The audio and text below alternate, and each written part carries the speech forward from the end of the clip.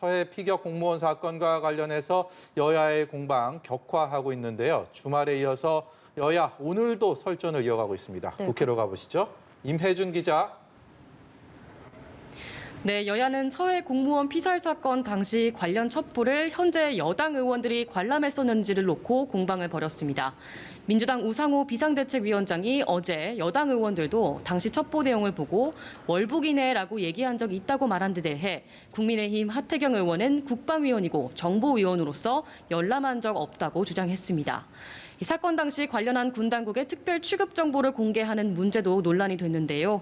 국민의힘은 당시 자료를 모두 공개하는데 민주당이 협조해야 한다고 연일 공세를 펴고 있는데 협조 의사를 보이지 않던 우 위원장은 오늘은 여당이 공개하자고 하면 공개하자고 말했습니다.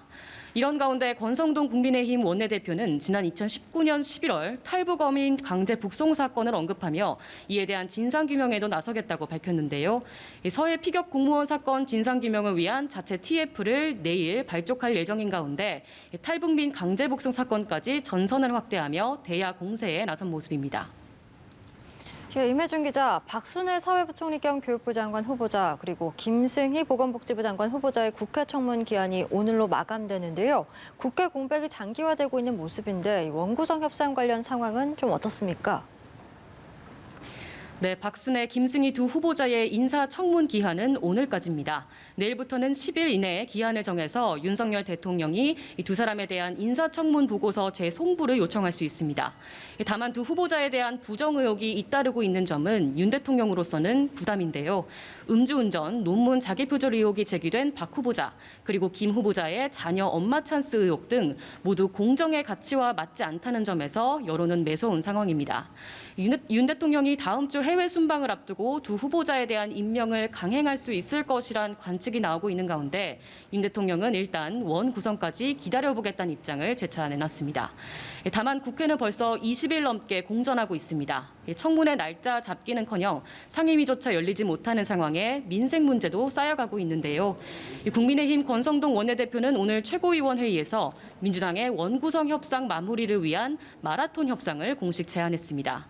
이에 대해 민주당 박홍근 원내대표는 진정성 있게 양보하려는 안이 준비돼 있는지를 확인해야 한다며 원내 수석 간 실무 협상이 우선이라고 말했습니다. 네, 국민의힘 이준석 대표 성상납 의혹을 받아왔는데 이것을 심의할 윤리위원회 회의 일정이 잡혔다고요? 네, 그렇습니다. 이준석 대표의 징계 여부를 논의할 당 윤리위가 모레 오후 7시 열릴 예정입니다. 이 대표는 성상납 의혹과 함께 또 이에 대한 증거 인멸을 지시했다는 두 가지 의혹을 받고 있는데요. 경고부터 제명까지 4단계 징계 중 어느 하나라도 받게 된다면 정치적 타격은 불가피할 것으로 보입니다.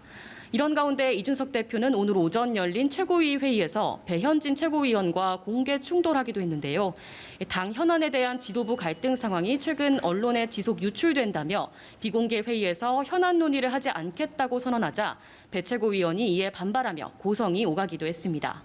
한편 민주당 윤리심판원은 오늘 지난 4월 온라인 회의에서 동료 의원을 향해 성희롱성 발언을 한 의혹을 받는 최강욱 의원에 대한 징계 여부를 논의합니다.